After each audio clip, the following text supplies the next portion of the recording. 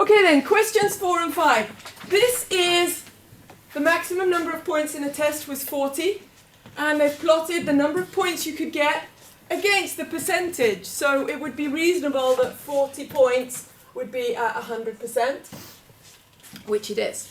But then it's asked you a number of questions here. It says, how many percentage is 30 points? And you can use the graph on your paper, don't redraw it in your books, don't waste time.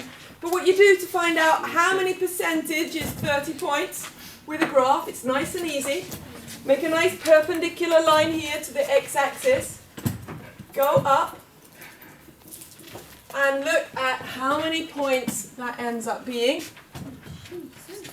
And if you bring it back this way with another perpendicular line, back to the y-axis,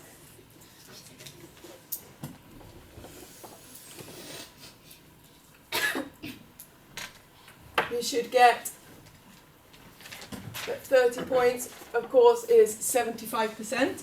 So you should get here that 30 points is equivalent to 75% mark. Then the next question was, how many points would 80% be? 10, 20, 30, 40, 50, 60, 70, 80. You go backwards this time. So from 80%, go backwards until you actually hit your graph. And then from that, you read down. And it's important that you make nice perpendicular lines here from. And you should get then that it is 32 points when you draw it correctly on your graph. So you should come down here at 32 points. So the answer to question B is 32 points is equivalent to 80%. And the next question was, how can you see that this graph is proportional? And that's a nice easy answer, because any graph that goes through the origin is proportional. So the graph goes through the origin and therefore is proportional. Any graph that goes through the origin is proportional.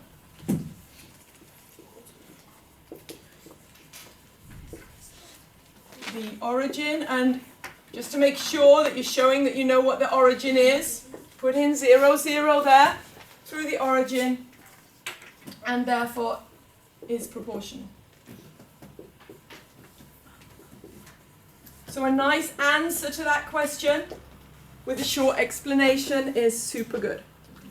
Then the next question is, this graph shows the cost of going ice skating.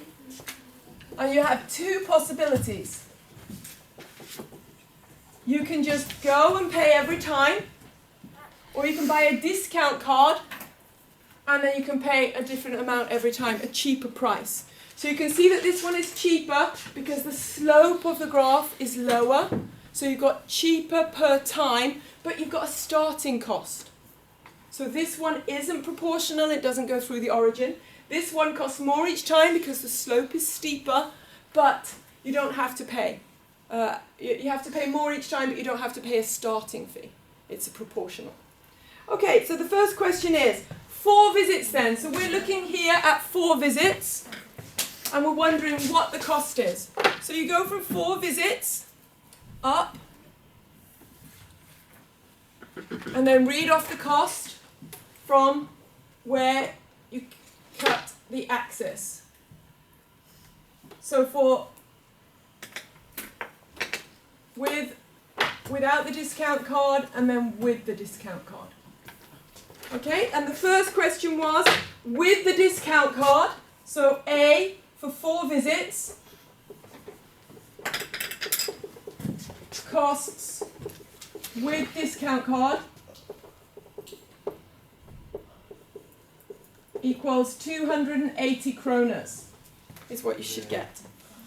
Then without the discount card, so that's where you actually have to buy a discount first. You've got to pay for the discount card. So first you've got to pay 200 kroners, then you've got to pay 80 for going 4 times. Without the discount card, you're using this graph down here, which is a cost for 4 times of 200 kroner, I think it was. Was it? Yeah. Yeah. Without the discount card,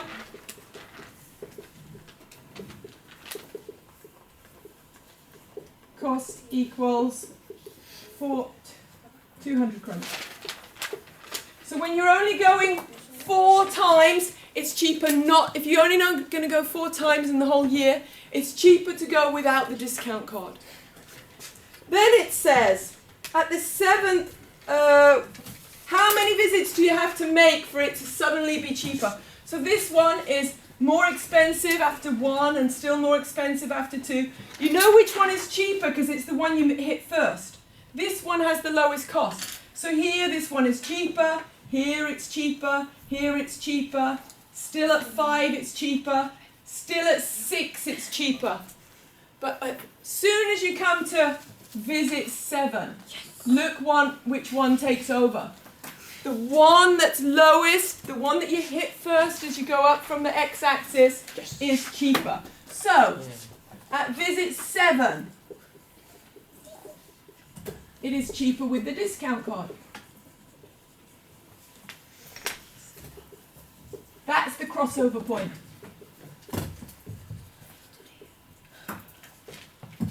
And then the last question there was, what formula can we have then? What formula can we have for the discount card? Well, we know that every straight line has the formula y equals kx plus m. That's the Swedish way of writing it. The English way of writing it is y equals mx plus c, where c is the intercept and m is the gradient. But our way of writing it here is that k is the gradient. And it doesn't matter which numbers you put here, which letters you use there. So we know that the m is the intercept, so we look straight off the graph. Where does this line cut the y-axis? It cuts at 200. Now we have to decide how steep this line is. So let's take the other lines away so that we don't get confused. We can take everything else away now. We want to know how steep is this line. Well, we could take an easy point at, what did I take? I took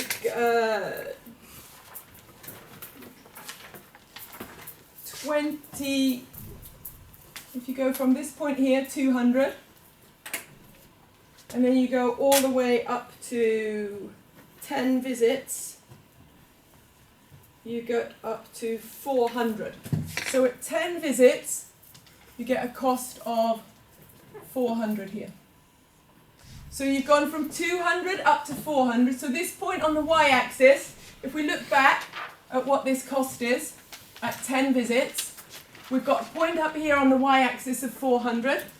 We've got a point here on the y-axis of 200. So the difference between these two, the difference in the y-axis is 400 minus 200, which is 200. That's the rise. The difference in the y-axis is the rise.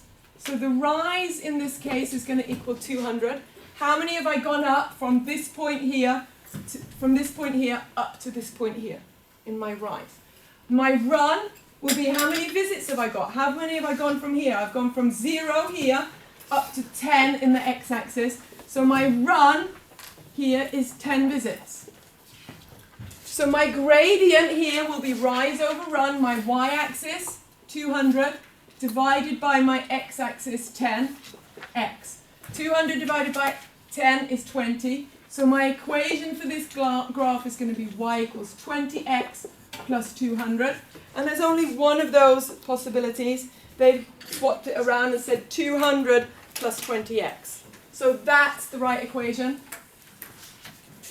And that's how we determine the equation of a straight line.